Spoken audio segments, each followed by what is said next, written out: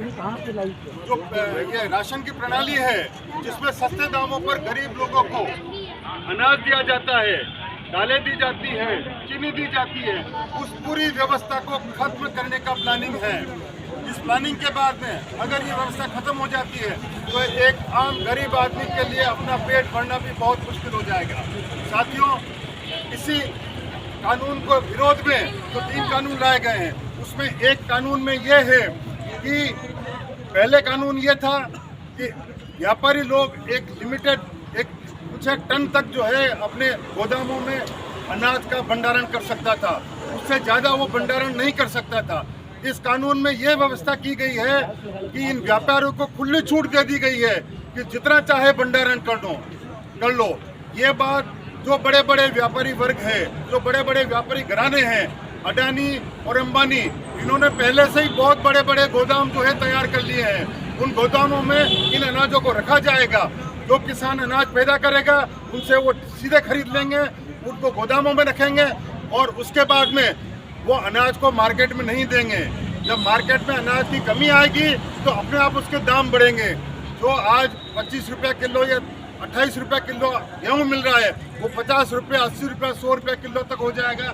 जैसा कि हमने दालों के अंदर देखा है कि जो 40 रुपये की दाल थी वो 200 रुपये की दाल जो है बिकने लगी है।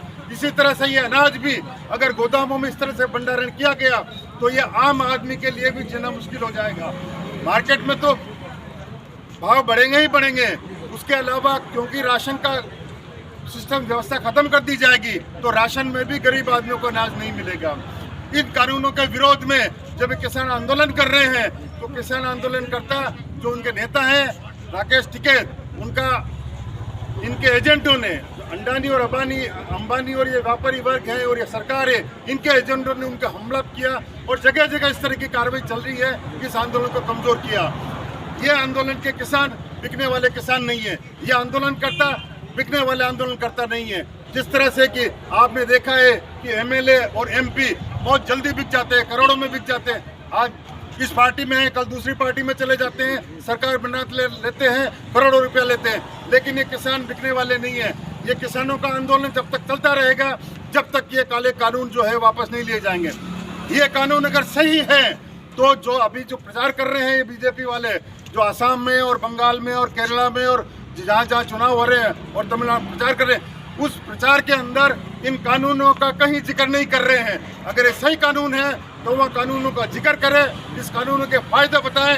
कह रहे हैं कि किसान सस्ते महंगे दामों के ऊपर वो जो है व्यापारियों को बेच सकता है। आज तक किसी व्यापारी ने कभी महंगे दामों के ऊपर अनाज खरीदा है? आज तक जब नहीं खरीदा है तो आगे वो कैसे खरीदेगा?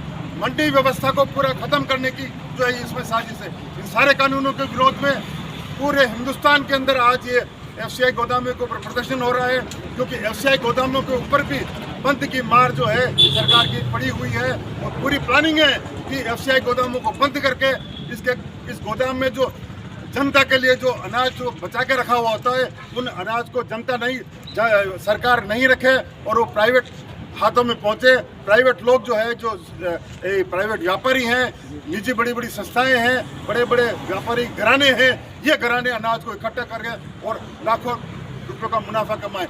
वही मंडी में नहीं जाके सीधा जो है किसानों से वो अनाज खरीदेंगे और किसानों से अनाज खरीद के अपने गोदामों में रखेंगे और जब मार्केट में महंगा होगा अनाज तो मार्केट में लेके आएंगे। आम आदमी का जीना भी मुश्किल हो जाएगा।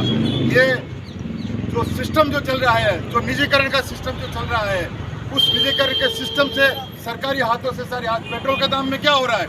हर रोज पेट्रोल के दाम बढ़ते हैं। अभी पेट्रोल के दाम इसलिए रोक रखे हैं कि 4 राज्यों में चुनाव चल रहे हैं तो पेट्रोल के दाम रोके हुए हैं। जैसे ही चुनाव संपन्न होंगे ये पेट्रोल के दाम फिर बढ़ेंगे। 100 रुपया तो हो गया है, 150 रुपया भी होगा, 200 रुपया भी होगा। कुछ लोग हैं जिनको हम अंधभक्त कहते हैं, वो कहते हैं कि 200 रुपया भी होगा लेकिन हम मोदी जो है हर मोदी वगैरह, लेकिन वो लोग भी अंदर से जानते हैं कि उनका भी हालत वही होना है, क्योंकि ऐसा नहीं है कि अंधभक्त जो है वो पेट भरेंगे और बाकी लोग भूखे रहेंगे।